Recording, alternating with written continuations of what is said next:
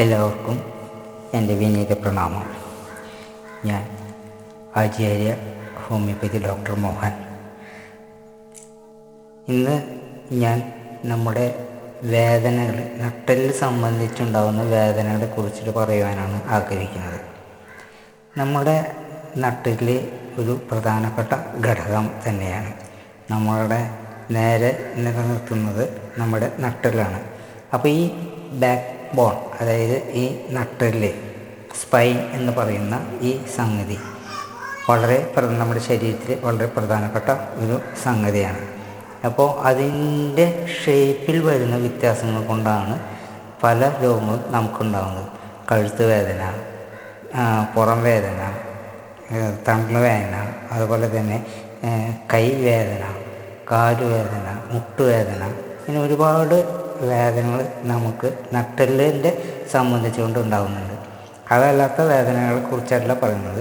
നട്ടെല്ലിൻ്റെ ഷേപ്പിൽ വരുന്ന വ്യതിയാനങ്ങൾക്കനുസരിച്ചുള്ള വേദനകളെ കുറിച്ചാണ് ഞാൻ പറയുന്നത്.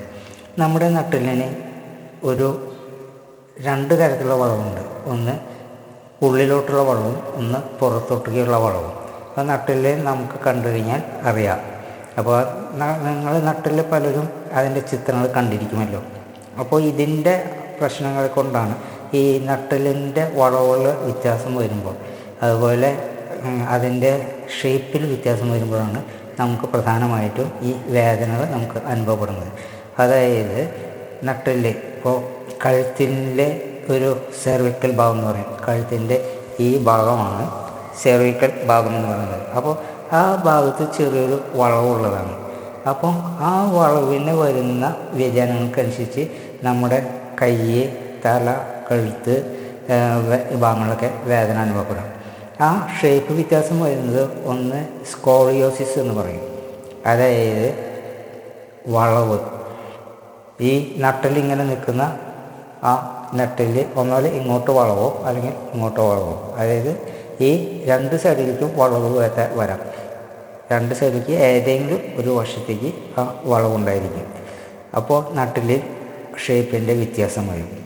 പിന്നെ വരുന്നത് നട്ടെല്ലിൻ്റെ ഒരു വളവാണ് ഇങ്ങനെ വരുന്നത്, അതായത് കഴുത്തിൻ്റെ ഭാഗം വരുന്നത്. അപ്പോൾ അത് നോർമൽ അല്ലാണ്ട് ഹൈപ്പറായിട്ട്, അതായത് അധികമായിട്ടുള്ളൊരു വളവ് വരും. അപ്പോൾ അതുകൊണ്ടും നമുക്ക് വേദനകൾ കാര്യങ്ങൾ വരാം. അതേപോലെ തന്നെ നമുക്ക് തോറാസിക് റീജിയനിൽ, അതായത് ഈ ഭാഗത്ത് ഒരു സ്വതസിദ്ധമായിട്ടുള്ളൊരു വളവുണ്ട്. അപ്പോൾ അവിടെയും ഈ സ്വഭാവങ്ങൾ കാണിക്കാം. ഒന്നുകിൽ ഇടത്തോട്ടോ അല്ലെങ്കിൽ വലത്തോട്ടോ വളവുണ്ടായിരിക്കാം. അത് ഇടത്തോട്ടോ വലത്തോട്ടോ വളവുണ്ടായിരിക്കാം.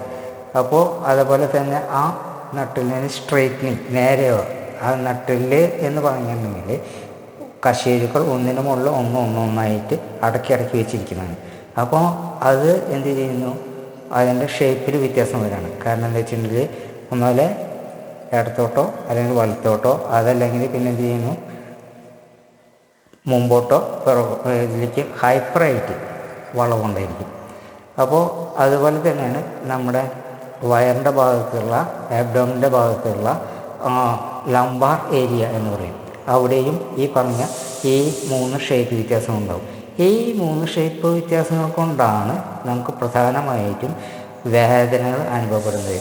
ഈ വളവിൽ ഉണ്ടാകുന്ന പ്രശ്നങ്ങൾ കൊണ്ട് നമ്മുടെ നെർവ് കംപ്രഷൻ ഉണ്ടാവും. അതുപോലെ എല്ല് ബൾജിങ് ഉണ്ടാവും. അതുപോലെ തന്നെ നെർവസ് കംപ്രഷൻ ഉണ്ടാവും. അങ്ങനെ ഒരുപാട് കാര്യങ്ങളുണ്ടായിരിക്കാം. പിന്നെ ഇത് വളയാൻ പല കാരണങ്ങളുണ്ടായിരിക്കാം. ഒന്ന് നമ്മുടെ ജീവിതശൈലി കൊണ്ട്, ഇപ്പോൾ ഒരു സൈഡിലേക്കാണ്. പിന്നെ വരുന്നത് പെൽവിക്കായിട്ടുള്ള നമ്മുടെ അരക്കെട്ടിൻ്റെ ഭാഗമുള്ള വളവ്. അപ്പോൾ ഇതൊക്കെ വരുന്നത് വെച്ച് കഴിഞ്ഞാൽ നമ്മുടെ ജീവിതശൈലിയിൽ വരുന്ന വ്യത്യാസങ്ങളെ കൊണ്ടാണ്. ഒന്ന് അമിതമായിട്ട് കുമ്പിട്ട് മൊബൈൽ നോക്കിയിരുന്ന് കാണുക.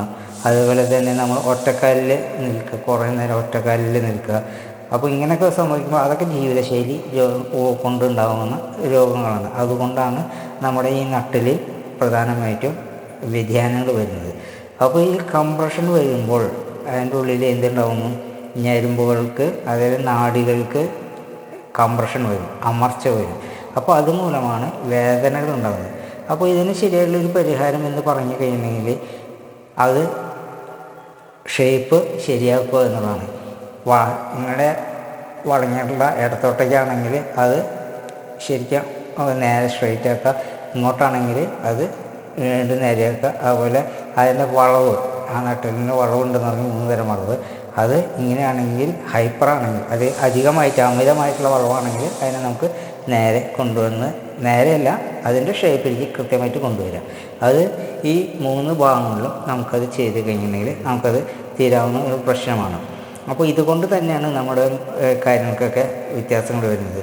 പിന്നെ വരുന്നത് വെച്ച് കഴിഞ്ഞിട്ടുണ്ടെങ്കിൽ ഇതിൻ്റെ ടെക്നിക്കലുള്ള മെഡിക്കൽ പേരുകളൊന്നും പറയുന്നില്ല. കൈഫോസിസ്, ലോഡോഡിസ് എന്നൊക്കെ പറഞ്ഞുള്ള ഇതൊക്കെ ഉണ്ട്, ലിത്തിസിസ് എന്നൊക്കെ പറഞ്ഞിട്ട് കുറച്ച് കാര്യങ്ങളൊക്കെ ഉണ്ട്. അതൊന്നും നിങ്ങൾക്ക് പറയേണ്ട കാര്യമില്ല. അത് ഡോക്ടേഴ്സിന് അറിയാവുന്ന കാര്യങ്ങളായിക്കൊണ്ട് അത് ഡോക്ടേഴ്സാണ് തീരുമാനിക്കുക. നമുക്ക് എന്താ ചെയ്യുന്നത്, നമുക്ക് ഇവിടെ സെൽഫ് ഹീലിംഗ് ആണ് ഞാൻ ഉദ്ദേശിക്കുന്നത്. അപ്പം നമ്മൾ പലരും ബൾജിങ് അല്ലെങ്കിൽ എല്ല് തേയ്മാനം എന്നൊക്കെ പറഞ്ഞിട്ട് ഡോക്ടറുടെ അടുത്തേക്ക് പോവും. അതുപോലെ തന്നെ ഈ ഫിസിയോതെറാപ്പിസ്റ്റിൻ്റെ അടുത്തേക്ക് പോവും. അതുപോലെ തന്നെ പലരുടെയും അടുത്തേക്ക് സമീപിക്കും. മർമ്മ ചികിത്സേൻ്റെ അടുത്തേക്ക് പോകും. അതുപോലെ തന്നെ ഈ പ്രാക്ടിക്കൽ ചെയ്യുന്ന ആളുടെ അടുത്തേക്ക് പോകും. ഡ്രോൺ എന്ന് പറഞ്ഞിട്ട്, അതുപോലെ ബാറ്റ് എന്ന് പറയുന്ന തെറാപ്പിസ്റ്റ്, ഇങ്ങനെ പലരുടെ അടുത്തേക്കും പോകും. അപ്പം ശരിയായിട്ട് പറയുകയാണെങ്കിൽ ഇത് ശരിയായിട്ട് ചികിത്സിക്കാൻ പറ്റുന്നത് നമ്മുടെ ഓൾട്ടർനേറ്റീവ് സിസ്റ്റത്തിലാണ് ചെയ്യാനായിട്ട് പറ്റുന്നത്. അതായത് കെയറോപ്രാക്റ്റിക്, അതുപോലെ ബാറ്റ്, ഡ്രോൺ, അതുപോലെ അങ്ങനത്തെയുള്ള ചില സംഗതികളിലാണ് ഇത് പരിഹാരം ഉള്ളൂ. മറ്റുള്ള ഇതിൻ്റെയൊക്കെ ഫിസിയോതെറാപ്പിയിലാണെങ്കിലും അതിലൊന്നും അത്ര കാര്യമായിട്ടുള്ള മാറ്റങ്ങൾ ചെയ്യാൻ പറ്റില്ല. അവിടെ ചില എക്സസൈസുകളും ചില ഒഴിച്ചുകളൊക്കെ മാത്രമേ ഉള്ളൂ. പക്ഷേ ഈ പറയുന്ന കെയറോപ്രാക്റ്റിക് ആയാലും ബാറ്റ് ആയാലും ഡ്രോൺ ആയാലും തെറാപ്പിസ്റ്റും പേഷ്യൻറ്റും ഒരുപോലെ സ്ട്രെയിൻ ചെയ്യേണ്ടതായിട്ട് വരുന്നുണ്ട്. അവർക്ക് രണ്ടു കൂട്ടർക്കും നല്ല ഫിസിക്കലായിട്ടുള്ള സ്ട്രെയിൻ ചെയ്യേണ്ടി വരും. പ്രത്യേകിച്ച് പേഷ്യൻറ്റിന് വേദനയും കൂടും. അപ്പോൾ ഇതൊന്നും കൂടാതെ കൊണ്ട് നമുക്ക് സെൽഫായിട്ട് ചെയ്യാവുന്ന രീതികളിൽ കൂടെയാണ് ഇത് മാറ്റാനായിട്ട് ഞാൻ ഇവിടെ ഉദ്ദേശിക്കുന്നത്. അപ്പോൾ അതിന് നമുക്ക് വേണ്ടത് ഇത് കൃത്യമായിട്ട് അറിയണം, എന്താണ് സംഭവിച്ചിട്ടുള്ളത്. അപ്പോൾ ഒരു വ്യക്തിയുടെ പിൻഭാഗം നോക്കിക്കഴിഞ്ഞാൽ നമുക്ക് അറിയാനായിട്ട് സാധിക്കും.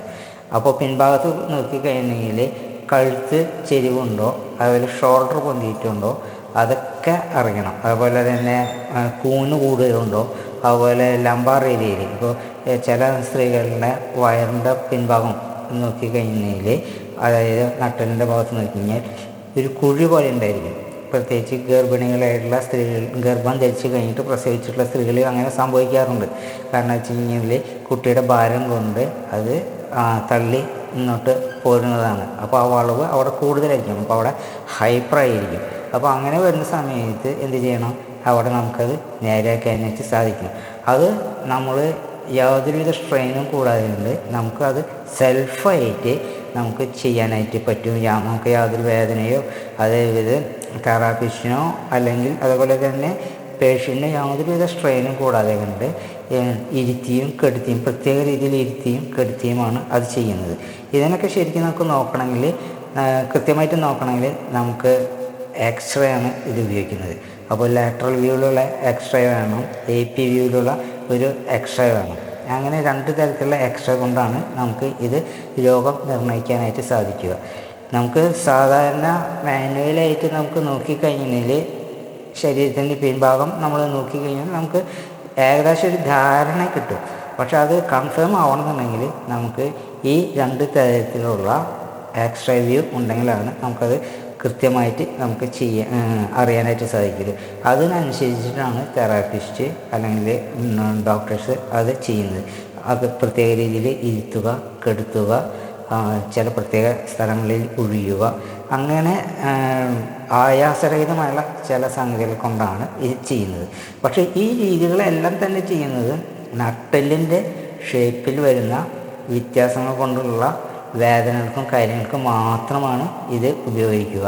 എല്ലാ വേദനകളും ഈ ചികിത്സ കൊണ്ട് അല്ലെങ്കിൽ ഈ തെറാപ്പി കൊണ്ട്, ഈ സ്വയം ചികിത്സ കൊണ്ട് മാറ്റിയെടുക്കാനായിട്ട് നമുക്ക് സാധിക്കുകയില്ല. അത് എല്ലാം ലിമിറ്റുള്ള കാര്യമാണ്. അതുകൊണ്ടാണ് ഞാനിവിടെ പ്രത്യേകിച്ച് പറയുന്നത്, നട്ടെല്ലിൽ വരുന്ന നട്ടെല്ലിൻ്റെ ഷേപ്പിൽ വരുന്ന വ്യതിയാനങ്ങൾക്കനുസരിച്ചുള്ള കാര്യങ്ങൾക്കാണ്, വേദനകൾക്കാണ് നമ്മളിവിടെ ഈ ചികിത്സ ചെയ്യുന്നത്. അതുകൊണ്ട് തന്നെ ഒത്തിരി പേഷ്യൻസിന് നമുക്ക് ചികിത്സിച്ച് ഭേദമാക്കുവാനായിട്ട് കഴിയുന്നതാണ്. അപ്പോൾ അവർക്കൊക്കെ ആയാസരഹിതമായിട്ട്, കാരണം വെച്ച് കഴിഞ്ഞാൽ യാതൊരു വിധ എഫർട്ടോ അല്ലെങ്കിൽ കൂടുതൽ ബുദ്ധിമുട്ട് കൂടാതെ കൊണ്ട് അവർക്ക് ചെയ്യാവുന്നതായിട്ടുള്ള സംഗതികളൊക്കെ ചെയ്യാവുന്ന കാര്യങ്ങളാണ്. അത് ചെയ്യുന്ന ട്രീറ്റ്മെൻറ്റ് ചെയ്യുന്നത് പ്രത്യേകതരം ബ്ലോക്കും, അതുപോലെ തന്നെ ഒരു പ്രത്യേക സൈസിലുള്ള ബ്ലോക്കുണ്ട്, ആ ബ്ലോക്കും പിന്നെ ബോളും ഒക്കെ ഉപയോഗിച്ചുകൊണ്ടാണ് ഇതൊക്കെ ചെയ്യുന്നത്. പിന്നെ ഈ എല്ലിൻ്റെ പ്രശ്നങ്ങൾ വരുന്നതെന്ന് വെച്ച് കഴിഞ്ഞാൽ എല്ല് ബൾജ് ചെയ്ത് നിൽക്കും. ചിലപ്പോൾ ഈ നട്ടിൽ ഇങ്ങനെ അടുക്കടുക്കി നിൽക്കുന്നതിൽ നിന്ന് ചിലപ്പോൾ ഇങ്ങോട്ട് തള്ളി നിൽക്കും, അല്ലെങ്കിൽ തള്ളി നിൽക്കുന്ന ഒരു സംഗതിയൊക്കെ ഉണ്ട്. അപ്പോൾ ഈ തള്ളി നിൽക്കുന്നതാണെങ്കിൽ നമുക്ക് കറക്റ്റ് ചെയ്യാൻ സാധിക്കുമെന്നുണ്ടെങ്കിലും അത് പൊട്ടിപ്പോയിട്ടുണ്ടെങ്കിൽ അത് എക്സ്റേ കൂടെ മാത്രമേ നമുക്കത് അറിയാൻ സാധിക്കുള്ളൂ. അപ്പോൾ ആ എല്ല് പൊട്ടുകയോ അല്ലെങ്കിൽ ചിന്നിലുണ്ടാവുകയോ ചെയ്തിട്ടുണ്ടെങ്കിൽ അത് നമുക്ക് ശരിയാക്കാൻ സ്വല്പം ബുദ്ധിമുട്ടാണ്. ചിലപ്പോൾ അത് സർജറി തന്നെ ആവശ്യമായിട്ട് വരും. അപ്പോൾ ലിമിറ്റേഷൻസ് ഉണ്ട്. പക്ഷേ നമുക്ക് എന്നാലും എല്ലാ സംഗതികളും ഒരുവിധം ഞാൻ പറയുന്ന ഈ എല്ലാ സംഗതികൾക്കും നമുക്ക് എക്സ്ട്രാ കണ്ട് നോക്കി കഴിഞ്ഞിട്ട് നമുക്ക് ചെയ്യാനായിട്ട് പരിഹാരം ഉണ്ടാക്കാനായിട്ട് നമുക്ക് കഴിയുന്നതാണ്. അപ്പോൾ ഇതിൻ്റെ ഒരു പ്രത്യേകത എന്ന് വെച്ചിട്ടുണ്ടെങ്കിൽ നമുക്ക് തെറാപ്പിസ്റ്റിനും അതേപോലെ തന്നെ നമ്മുടെ പേഷ്യൻറ്റിനും യാതൊരുവിധ ആയാസവും ഇല്ലാതെ കണ്ട് നമുക്കിത് ചെയ്യുവാനായിട്ട് സാധിക്കുമെന്നുള്ളതാണ് ഇതിൻ്റെ പ്രത്യേക വസ്തുത. നിങ്ങൾക്ക് വേണമെന്നുണ്ടെങ്കിൽ എന്നെ കോണ്ടാക്റ്റ് ചെയ്ത് കഴിഞ്ഞിട്ടുണ്ടെങ്കിൽ അതിൻ്റെ കൂടുതൽ ഡീറ്റെയിൽസ് ചികിത്സയ്ക്ക് വേണമെങ്കിൽ ഞാൻ സഹായിക്കുന്നതാണ്. നിങ്ങൾക്ക് വീട്ടിൽ ഇവിടെ വന്ന ഒരു പ്രാവശ്യം വന്ന് കാണിച്ചു തരാം. പിന്നിലൊക്കെ നിങ്ങൾക്ക് വീട്ടിലിരുന്ന് ചെയ്യേണ്ട ആവശ്യമേ ഉള്ളൂ. വേറൊരാൾക്ക് ബുദ്ധിമുട്ടില്ല. പക്ഷേ ഒരാഴ്ചയ്ക്കോ 2 ആഴ്ചയ്ക്കുള്ളിൽ നിങ്ങൾക്ക് പൂർണ്ണ ഫലം കിട്ടുമെന്നുള്ളത് ഉറപ്പാണ്. പിന്നെ ഇതിൻ്റേതായിട്ടുള്ള ചില പ്രശ്നങ്ങളൊക്കെ പറഞ്ഞല്ലോ, ചില കേസുകൾക്കാണെങ്കിൽ ഈ പൊട്ടലോ ചിന്നലൊക്കെ ഉണ്ടെങ്കിൽ നമുക്കതവിടെ മാറ്റാനായിട്ട് സാധിക്കില്ല. അതിന് നിർബന്ധമായിട്ടും നിങ്ങൾക്ക് എക്സ്ട്രാ തന്നെ അത് കാണേണ്ടി വരും. അപ്പോൾ എന്തായാലും നിങ്ങൾക്കൊരു തെറാപ്പിസ്റ്റിനെയോ അല്ലെങ്കിൽ ഒരു ഡോക്ടറെ കണ്ടിട്ട് വേണം ഇത് ചികിത്സ തുടങ്ങാനായിട്ട്. ചികിത്സ ഞാൻ പറയുന്നു സ്വയമായിട്ട് ചെയ്യാവുന്ന കാര്യങ്ങളാണ്. പക്ഷേ അത് എന്താണ് എന്നുള്ള സംഗതി നിങ്ങൾക്ക് അനാറ്റമി കാര്യങ്ങൾ അറിയാത്ത കാരണമുണ്ട്.